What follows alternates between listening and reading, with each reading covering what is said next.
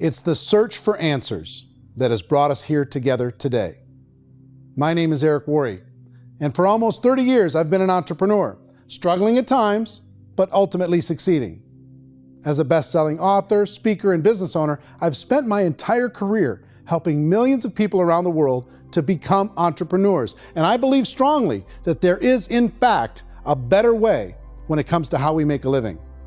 The career landscape has changed dramatically, and many are still working in a model that is completely out of date. What worked for previous generations isn't working as well for people today. In this film, we're going to explore 3 important questions. First, what's really going on in our working world today? Second, in this new economy, is it better to become an entrepreneur, or is it safer to work for someone else? And third, if a person decides to become an entrepreneur and start their own business, how can they do it without taking on massive risk? To help in this journey, I've brought together some of the greatest experts and thought leaders in the field of entrepreneurship to share the real facts with you. My intention is to give you new information that will allow you to make choices that are not limited by an old, outdated model. Let's start by understanding what's going on in our working world today.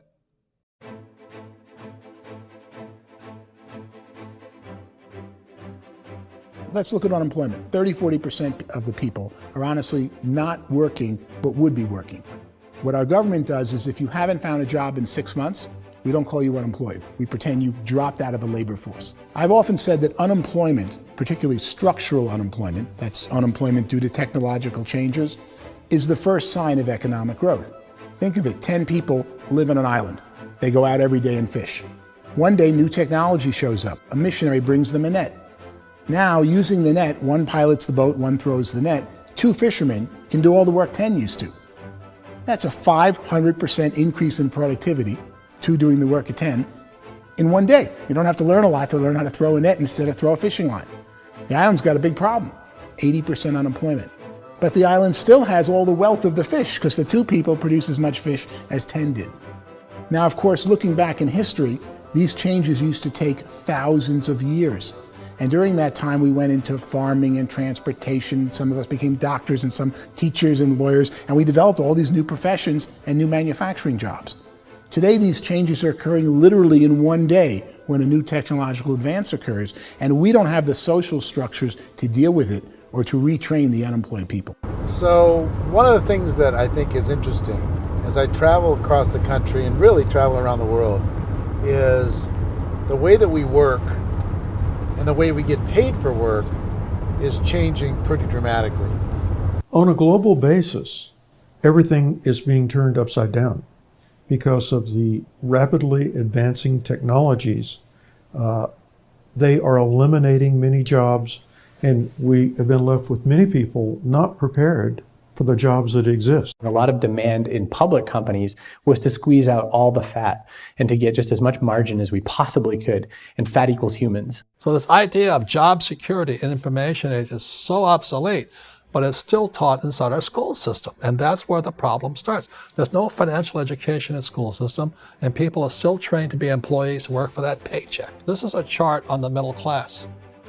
What's happening in the middle class, those that went to school, their incomes have been coming down for years. And parents still say to their kids, go to school, get a job. Now what happens to all those middle class people who are dropping off the ends of the chart? Well, they become what's called working poor. And this is what happens to working poor. But they say poverty is ending. Well, poverty may be ending, but working poverty is going up. And this is food stamp usage. So food stamp usage in America is going through the roof right now, because people cannot earn what they call a living wage. Most people have experienced financial pressures that I think are probably greater than they have been in the past. If you're not working for yourself, then it's going to be a pretty hard road for a lot of people. Today, if you're going to control your future, the 40-40 plan is gone, where you can graduate from college and get a job and work for 40 hours a week for 40 years. That day is gone. So some of these charts actually tell you what's going on. And this is a really interesting one, you know. People are going back to school because if I go back to school, I'll get a nice job. But this is what's happening to, it's called Sallie Mae, which is the student loan guys. Student loan is going through the roof. It's now over $1 trillion, and student loan debt is worse than credit card debt. So when people stopped using credit card, the government got people into student loan debt. And the problem with student loan debt is you can never be forgiven. See, with credit card debt, you can declare bankruptcy and all's forgiven. But student loan debt, you can declare bankruptcy, you still owe it. It's the worst of all debt. But this is the next picture. Look at this chart here. This is what's happening to wages of college graduates. It's going down. So you go to college, you rack up all this debt, but you earn less money. Now, that's not that intelligent. Average person who's been working a lifetime in America today is ending their lifetime at 65 with about $41,000 in assets. They earned just enough to survive.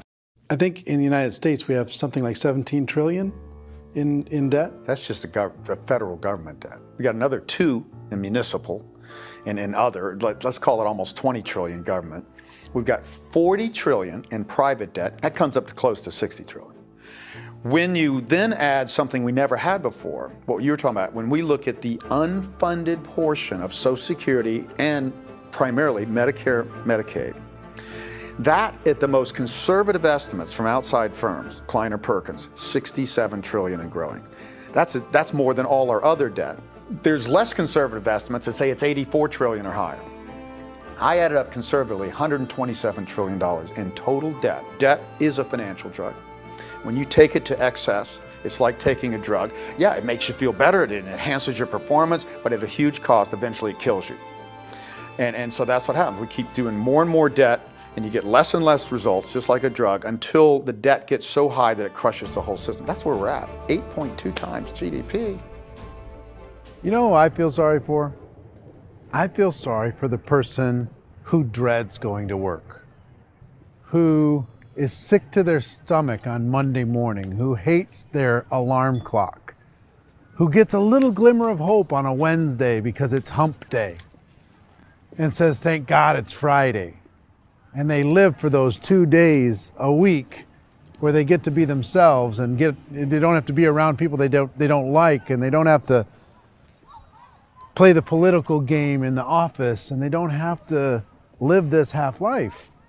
The person that works 50 weeks a year just to be able to have the 2 weeks for vacation. And you know what happens to most of them nowadays? They don't have a vacation. They have a staycation. They have time off of work, but they don't get to go where they want to go because they're overextended. They've got all this debt. They got all this situation. They hate their alarm clock. They can't sleep until they're done. They have to spend most of their life in traffic. I feel sorry for that group of people because there's a better way. They just don't know it. I see this really interesting attempt at rugged individuality in a 6x8 rectangle. And I feel like you're all the same, except for the little push pins of the pictures. There's different pictures. Yours is named Jenny and his is named Sujara, but it's the same people. And this is how they are, and they're just like the zombies, and there's no joy in there, there's no fun. There's always like the wacky woman who decorates her cubicle, and that's the most she can do there. You gotta give her credits, right? The wacky cubicle woman. The basis for their life is worry. I'm worried, you know, maybe I'll get fired. I'm worried maybe my company will go out of business. I'm worried I can't keep spinning the plates on paying the bills. I'm worried about how do I send my kids to college. I'm worried, what if the transmission of my car breaks? That's, you know, 2 or 3, I can't fix it. People live in a sea of worry, and it eats at them. Those signs that people held up during the Depression didn't say looking for gainful employment in a cubicle. It said looking for work. Work is what we're looking for. Job is just a unit of measurement. Work is what we're going after. It's time to look in the mirror and say, it's not the economy, it's my economy. It's my little world of where I am. I need to improve. I'm not going to wait for the economy to come back, because frankly, the economy is doing great in this country. So I'm here on Wall Street, the financial center of the universe, the financial capital of the world. This is where most people's money goes to at least be held for a time, right?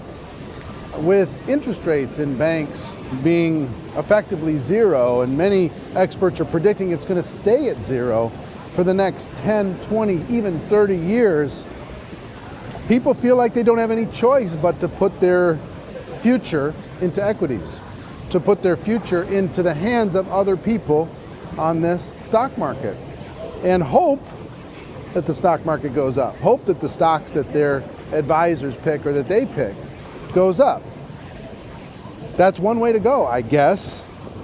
It's my personal belief that if you put your future into the hands of yourself, in other words, you have earning power by yourself, I think you're a better investment than these guys. I think you controlling your future is a better option than handing over your retirement to these guys. The average household income in the United States is approximately $50,000 a year, what they call the middle class. To reach the top 25% of income earners, you need to earn at least $90,000 a year. To reach the top 10% would be a household income of $140,000, the top 5%, $190,000, and to be in the top 1%, you'd need a combined household income of at least $380,000 a year. So here's the question. What do you think would give you the best chance to move up and get to the top 10%, the top 5%, the top 1% or beyond? In my opinion, and in the opinion of many, many experts, the answer is to become an entrepreneur, to become your own boss.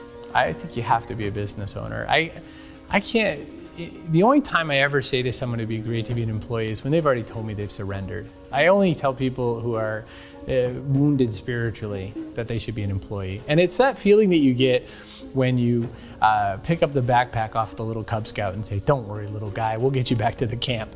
You know, it is in no way a kindness when I tell someone they'd be a great employee. The other status symbol really increasingly is lifestyle. And people who can own their own business, maybe even work out of their house, that I tell you, people admire that. Like, gosh, I wish I could do that. The spirit of the entrepreneur is to be a risk taker and to be resourceful and unstoppable and to have a vision of yourself beyond where you are and not willing to settle for life as it is. Think about the great entrepreneurs. They're visionary. They have heart. They're willing to do today what others won't so they can do tomorrow what others can't. Personally, I don't think of the new economy, the old economy. I create my own economy. The entrepreneur's in control. I decide what the economy is going to be like. In the world of entrepreneurship, there are no limits. You can make as much as you want, depending on how much you want to work and how smart you are and how great a team you put together. There's no more lifetime rewarding business than being an entrepreneur. Why in America, where anyone could be anything, would people want to give up their freedom and become effectively a modern-day slave, told shut up and be here every morning at 7:30, leave at 5:30, and do what I tell you? If people decide to become an entrepreneur and work for themselves, they have some traditional options, but they're riskier than you might think. Any kind of a retail business, retail build-outs is extremely expensive.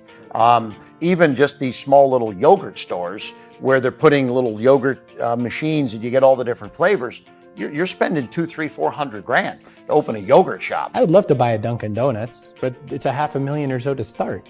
I don't quite have that just in case money. Risking lose it all, and most guys do 2 or 3 times, and even big guys like Branson, because I'm such a fan of his, half his companies don't work. If you make $1 million, your problems are going to go. If you make $1 billion, your problems are really going to go. Just the opposite. You and I know when you're making $1 million, you got $1 million responsibilities. You make $1 billion, you got 1,000 times $1 million responsibilities. And most people say, I'd love to be my own boss. 70% of Americans would love to be their own boss, according to recent polls. But they don't know how to get there. Because what are you going to do? One, you could buy an existing business. If somebody's selling an existing business, you have to ask why. Usually because it's probably hard. It's probably not making as much money as they hope. 2, they could buy a franchise. A little less risk, proven system, but it's expensive to be able to do that. 3, they could start something from scratch.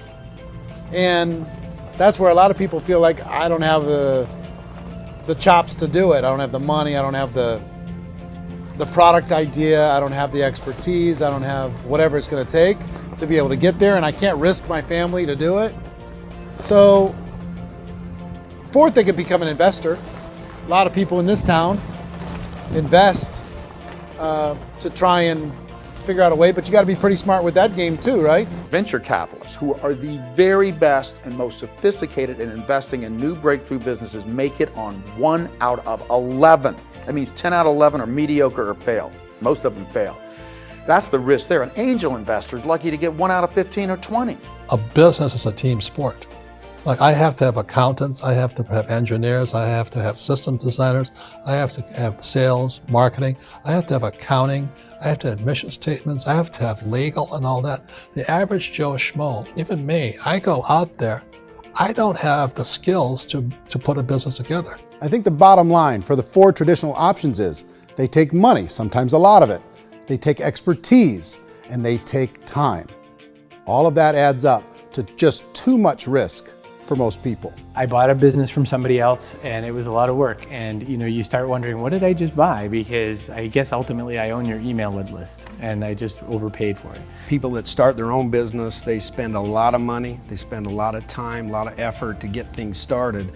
And the more you invest on the upfront, the harder you typically work at it. Well, I can tell you what the success rate is of a restaurant. What is it? They're crazy enough. About 90% of them fail. About 90%, in how quickly?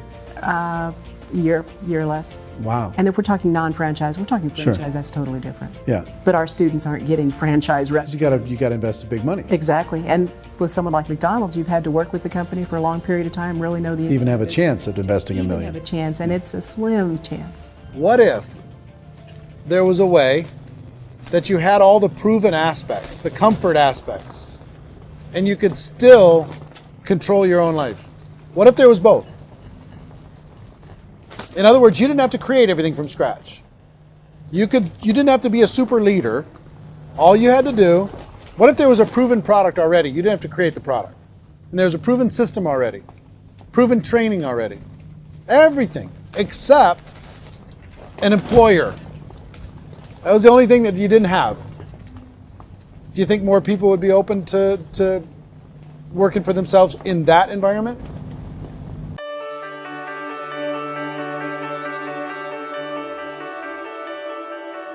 In our search for a better way to make a living, we've come to the conclusion that becoming an entrepreneur is actually safer than being an employee. And through our look at the entrepreneurial options, one particular path kept coming up from expert after expert. And I think most people will find it surprising because it's certainly a non-traditional business model. That model is for people to start their own business and become an entrepreneur through the creation of a network marketing business. Some people call it direct selling because the product is being sold directly from the manufacturer to the end consumer, cutting out the middlemen. Other people call it multi-level marketing, or MLM, because there are multiple levels of commissions paid. The most common term today is network marketing, because network marketing best describes using a large group of independent distributors, independent entrepreneurs, to move a product or service more efficiently. So my friend here, Donald Trump, and I, we always write about the network marketing industry. And the reason we support the network marketing industry is because it really is a business school for entrepreneurs. Because most people come out of school looking for a paycheck. Oh, that's terrible. I would go into network marketing like that. I think if it didn't exist, we should invent it. It is that good. I think direct selling is a great way to do business today. It's very easy to get into that industry, and you can be self-employed, be in effect an entrepreneur. When we see multi-billionaires adding network marketing companies to their portfolio of companies, that would be a clue. When we see people who are very famous authors and very famous business people endorsing the industry, that would be a clue. These network marketing companies aren't $50 million companies, they're billions and billions of dollars. They lead the stock market, they're major companies. When we're going to get it? You know, and you're going to school to work for a paycheck, but if you want to be rich, be an entrepreneur, and network marketing gives you the spirit to be an entrepreneur. A traditional company will spend up to 50% of their total revenue on marketing. Network marketing companies use a different approach. Instead of having all that extensive marketing expense, they utilize a network of independent distributors to do the marketing for them. Now, why do they do this? First, because word-of-mouth advertising is so much more effective today than traditional media advertising. Second, some products need to be explained or demonstrated and an independent salesperson can do that more effectively than an ad campaign. Third, it's completely efficient. The company only pays for the marketing of their product if a sale happens and not before. Imagine if Amazon allowed you to become an independent distributor and paid out 40% of its revenue to that distributor group. All you had to do as a distributor was recommend a product, and if a person bought it on Amazon, Amazon would take care of all the logistics and you'd get paid for bringing the customer. Now imagine you got paid for every purchase that customer made for the rest of their lives. Well, Amazon doesn't offer this option, but network marketing companies do. 85% of all buying decisions in our society are made as a result of word of mouth or reputation. We're recommending things to each other all the time. You know, who's your dentist? Who's your doctor? Who's your lawyer? What detergent, are you using? What legal system are you using? What product are you using? We're talking to each other about the things that we love anyway. When you go into a big box retailer, you're lucky if the clerk looks you in the eye, much less gives you any detailed or accurate information about what you're purchasing. So of course, this personal information, this education coming from a friend, a neighbor, a relative, or even a stranger, but one who has experience with the product is extraordinarily valuable. As a matter of fact, network marketing can educate consumers probably better than any other form of marketing. It certainly can do better than advertising, because advertising usually has a certain hype to it and you can only get limited information. So, network marketing trumps advertising. If you were a typical sales company and you wanted to sell $1 million a month worth of product, you might go find 100 superstar salespeople. The quota would be $10,000 a month. So network marketing as a distribution system just flips the numbers. So we use 10,000 happy, raving fans of a particular product, and we don't concern ourselves so much with how much product each one of them individually sells. If they sell just $100 or $200 a month, and there's 10,000 of them, you're selling $1 million to $2 million a month worth of product. And that's the best way I can explain how network marketing works. This is the marketing arm of the company. There's not money being wasted on bricks and mortar. There's not money being wasted on inventory that's sitting stagnant somewhere. There's not of employees standing around that don't have customers. These are people that are going to connect with customers. These companies allow people to become independent distributors for extremely low cost and with no minimum time or sales quota. Essentially, they own their own business and can provide as much or as little sales as they choose. In other words, the distributor gets all the benefits of traditional business ownership without the risk. The advantage of network marketing is the ease of entry, the low risk, and the low startup cost, because almost everything else has very high risk. You can get in for a minimal investment. You're buying into a system that's already been proven, products or services that have been proven to work. The keys to network marketing is providing an opportunity for the masses to get involved, providing an opportunity for the average person who doesn't have the resources to start their own business. All of this so far is fairly straightforward, but network marketing offers another benefit, and it's this benefit that makes it so interesting for entrepreneurs. Network marketing allows a distributor to build their own network of other distributors and then compensates them on the sales created by that entire group. Direct selling is, at its base, very simple. It's the sale of a product or service to an individual on a face-to-face, one-on-one basis, just the way we're talking right now. But there's an important element as well, and that's the offering in conjunction with that sale of product, the offering of an opportunity for someone to make something of themselves. No matter what your social status is, no matter what language that you speak, I mean, look how many unbelievable people are becoming successful that speak every kind of language out there. What an awesome gift to give the world. Instead of having to work your way up in a system and prove that you could be a sales manager, they just decided everybody can be a sales manager. Everybody gets to build a sales team from day one. And so what that brought into the system of growth as a direct selling company is the concept of compounding or geometric progression. Because now you can actually grow a sales force very quickly because everybody is enrolling people in their own sales force. People who are like, oh, this is weird, I'm building a sales team, or what do you think you do at a regular company? How do you think a regular company works? Network marketing is the only industry that doesn't say your past determines your future. looks at your past and says, okay, now what can we train you to do so you can have a great future? Every other employer out there wants to exploit you for what you already know, not teach you something new. Network marketing has the potential to save the United States and the world because it's going to teach people not to be employees, but to be entrepreneurs.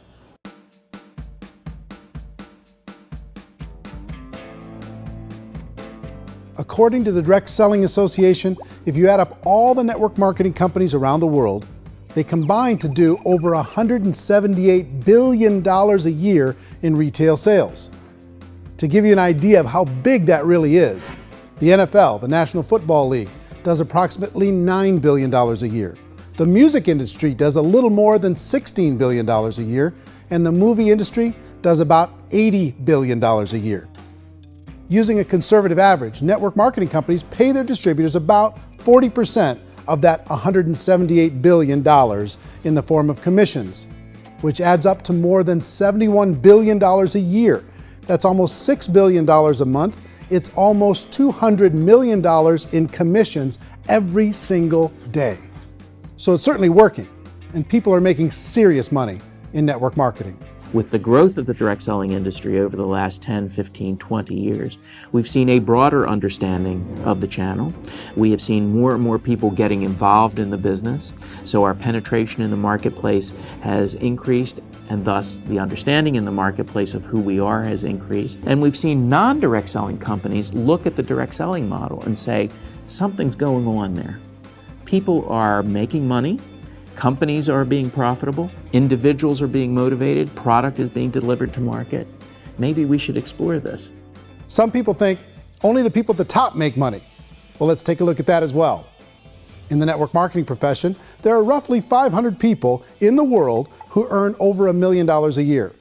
If you round that number up to $2 million a year, that adds up to about $1 billion a year. That takes the $71 billion paid out each year down to $70 billion. So where does the rest of the money go? The vast majority goes to part-time people making anywhere from a few $100s a month to many thousands of dollars a month. It goes to people who choose to make it a full-time career move and earning even more than that. Every day, people are using the money they earn through network marketing to pay off debt, have more fun, and improve the quality of their lives. Everyone I know in network marketing has been doing that since the 50s. They go to work when they want to go to work. They stop working when they want to take time with their children to have a leisurely breakfast and discuss issues and drive them to school. They go back to work when they get home, wherever they're working out of. The biggest thing that I've seen is people that have become much happier in their life. MLM has probably made more millionaires of more people in more countries, and I've spoken to them in 67 countries than any other single form of business, starting from nothing. If they have a choice between working a job for the next 10 years or working a network marketing business for the next 10 years, the result of working the network marketing business will be better. A lot of people within the industry go on and make this a career and do extremely well at it. Network marketing has been nothing but good for everyone I know that's been involved with it because they did it seriously and they played full out and they've been very successful. It's been a constant barrage of success stories and people showing off stuff that they got as a result of it. How many people are involved? Approximately 16 million Americans and 96 million people around the world are currently participating in network marketing. And in a recent poll, 82% of those people report a good, very good, or excellent experience with network marketing. So people are happy.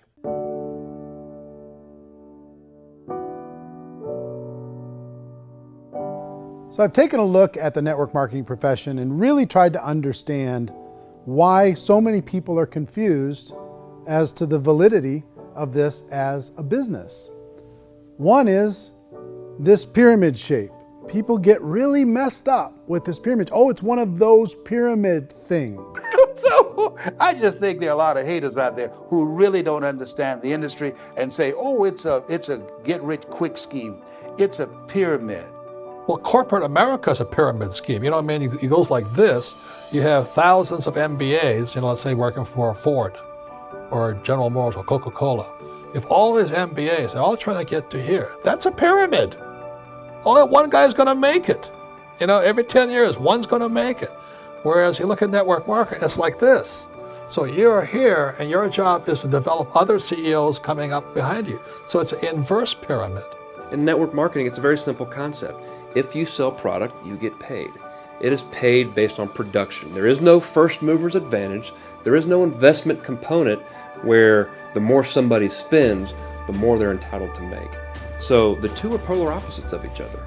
Doesn't matter what shape the company is or the compensation plan is shaped, whether it's a circle or a pyramid or a triangle or a trapezoid, it doesn't matter. If compensation is coming primarily from recruitment, then you've got a problem.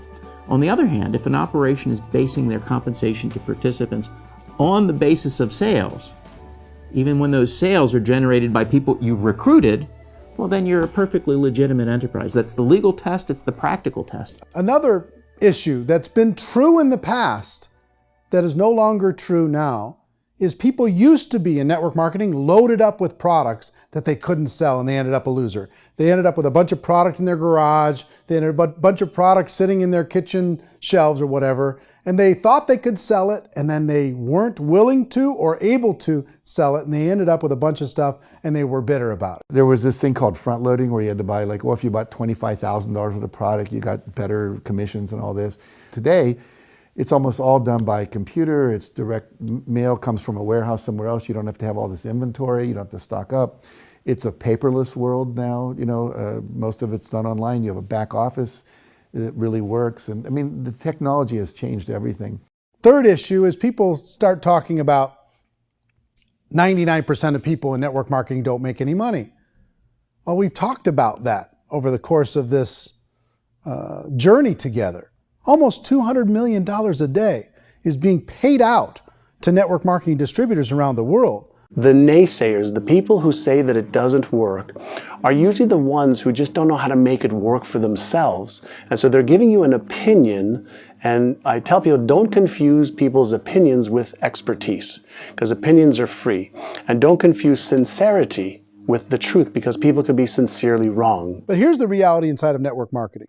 The vast majority of people that get involved in network marketing just become customers, and they get involved to be able to purchase product at a lower price. If you take Costco as an example, if a person goes into Costco and gets a membership to Costco so they can get a lower price on the product, we don't call that person a loser because they have a bunch of product that they walked out with a smile on their face. Yet when some people want to take a look at network marketing, they say, well, those people, they're just using the product and they aren't earning an income, so they must be a loser. They're not a loser, they're a happy customer. That's the vast majority of people that are involved in network marketing. Now, a smaller percentage of those people decide to go build a business. They earn $300 a month, $500 a month, $1,000, $2,000. That's the bulk of earnings in network marketing. And then there's the few that really decide to take it serious, really decide to build a large network, really work to make that network very, very productive. And those people make huge amounts of money, and there's no cap. What I do as an outside economist, just somebody looking at this industry like any other industry I speak in, and say, look, what's the realities of this? 1% do incredibly well. 10% generate some additional income at pretty low risk and effort. That's not, and 90% of people roughly end up customers.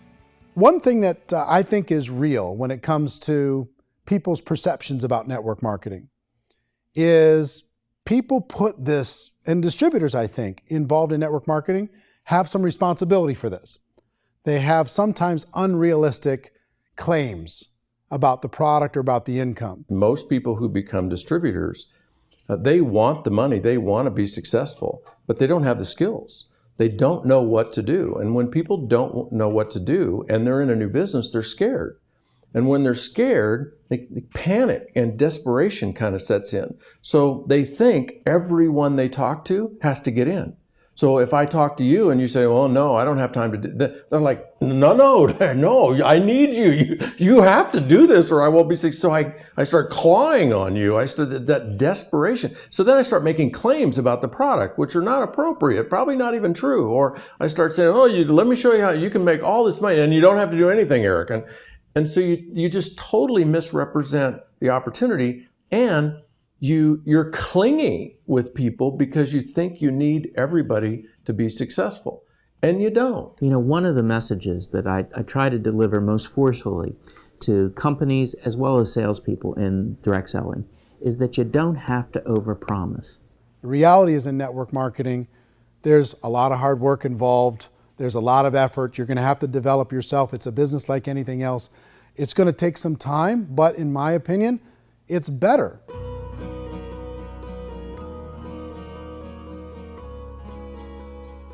It's light years better for people starting today than it was even 5 years ago. I think it's more widely accepted now, and people understand it is a business. It is being an entrepreneur. It is being a business owner. Our belief system is based upon our evaluation of something, and frequently if we reevaluate a situation, our belief about that situation will change. The industry has changed and it's grown up. It's totally transformed. You've got young people today that have grown up with social media, and they understand networks. They understand how people are connected through technology, and they understand how money flows through those networks. So when they see network marketing, they don't see it the way their parents saw it. And we've all learned, the larger industry that you represent, has all learned from those mistakes and flaws and errors that have happened early on. Early algorithms didn't work the right way. That's all fixed. It's like when they design a computer program, they design the program, then they run it, and then they go back through and they debug it. The MLM industry has been debugged. This is the day of being virtual, being able to run a business from your mobile phone. I mean, it's incredible. Companies are getting smarter. They're implementing more consumer protections. They're implementing more compliance training. They're doing more with respect to product research. If you do get involved and you make purchases of inventory, even on a voluntary basis, if you decide that this business is not for you, you can leave and have that inventory repurchased by the company. There's no other business that offers that kind of protection on a voluntary, self-regulatory basis.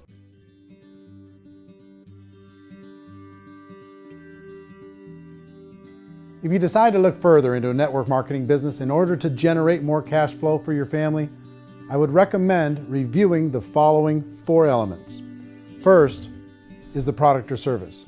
And on the product or service, I would ask 5 important questions. 1, do you like it? Is it something you would feel comfortable sharing with others?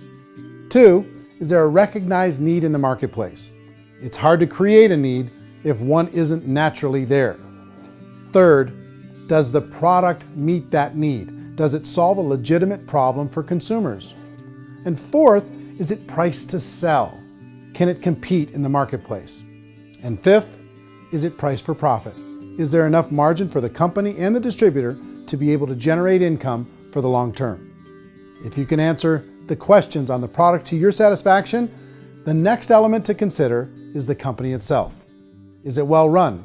Do you believe in the founders or the management team? Do you feel they have what it takes to go all the way?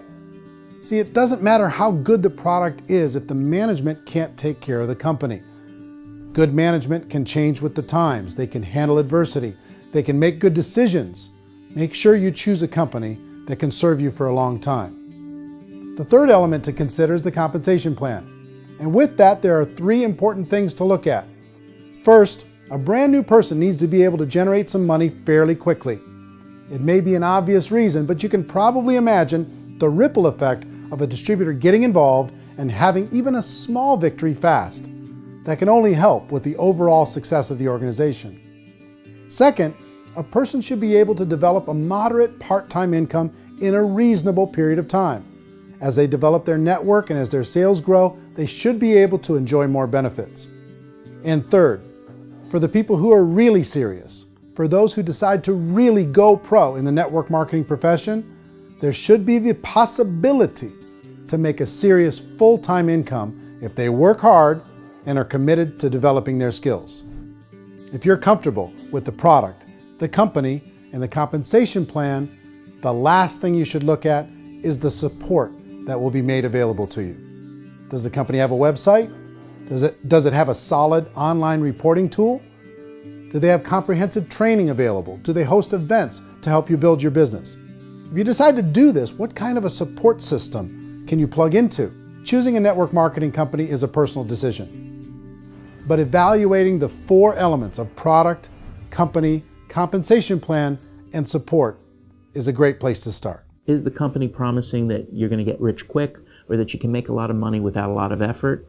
That's a red flag.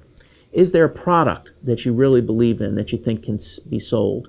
Or are you being told by salespeople or the person who's trying to recruit you or by the company itself that don't worry about the product, all you have to do is recruit other people into the business? Red flag, warning sign. If you're hearing that, take a second or even a third look. Get to know the customers, the products, the business, have some success, and see where the opportunities might take you to move up in the organization. You want to find out, how concerned are they about my education, my training, and my development? Is there a space for me to grow? Most important question. Learn everything that you can about the product. Make sure it's something that you believe in, and learn everything you can about the industry and work that system. You have to be very passionate about whatever that company is doing. I would get involved. You can always test drive anything, you know, the product, the service, the community, and then lean into it a bit. If it feels good, then lean into it a lot. Behind me is the Lincoln Memorial. And this is a place where Martin Luther King Jr. had his famous "I Have a Dream" speech. And at that speech, he talked about his dream for equality for everyone around the world, and that's a noble dream. But I think more people need to remember what it was like when they were kids and the dream was still alive in them, before it got beaten out of them by reality, by this paycheck, by these responsibilities, and by having to live for this job to pay the bills. I think people need to remember that, go back to that. Once they know that there's a better way, I think their future is going to be much brighter. They can live a better life.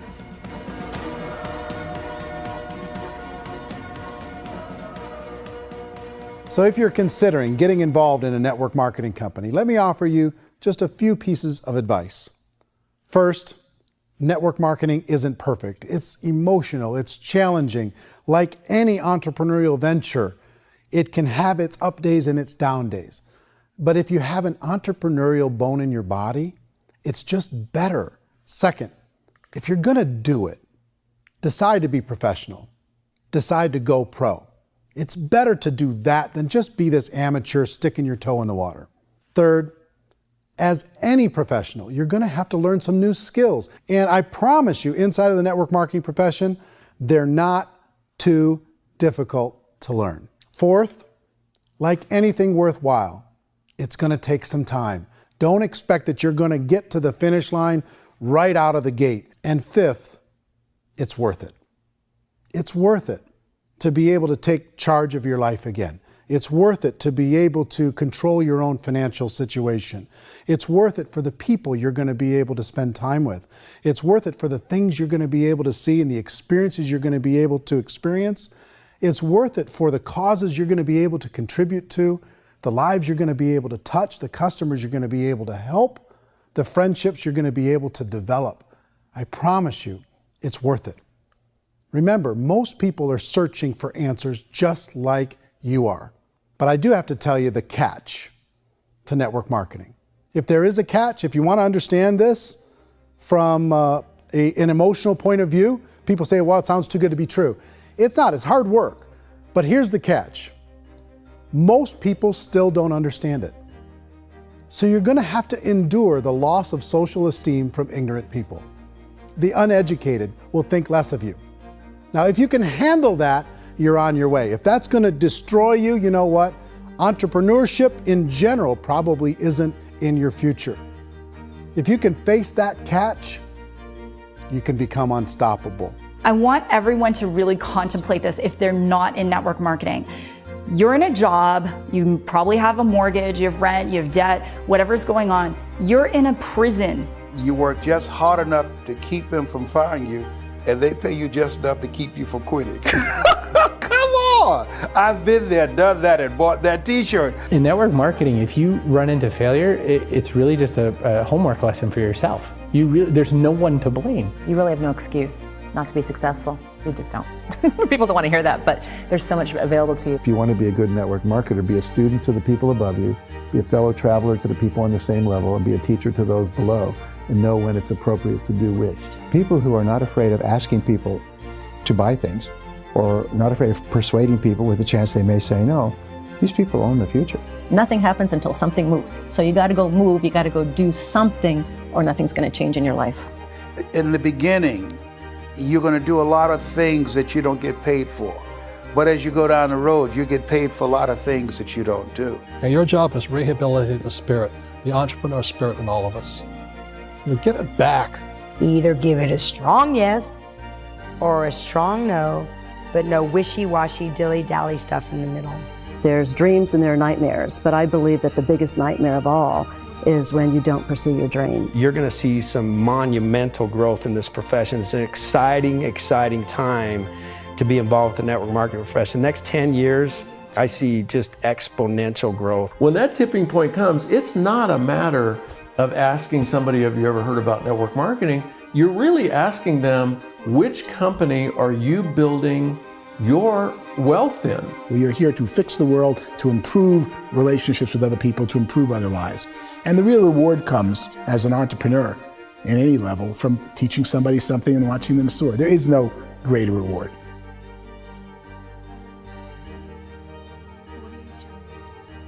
Life's too short to spend it living someone else's dream instead of your own. It's too short to spend it living at a fraction of your potential. Can being an entrepreneur be a challenge at times? Sure. But here's what you get in exchange. It can be yours. Something that you built, something that you created, something that you made happen. This balloon represents your dream. It represents entrepreneurship. My wish for all of you is that you would reach out and grab it.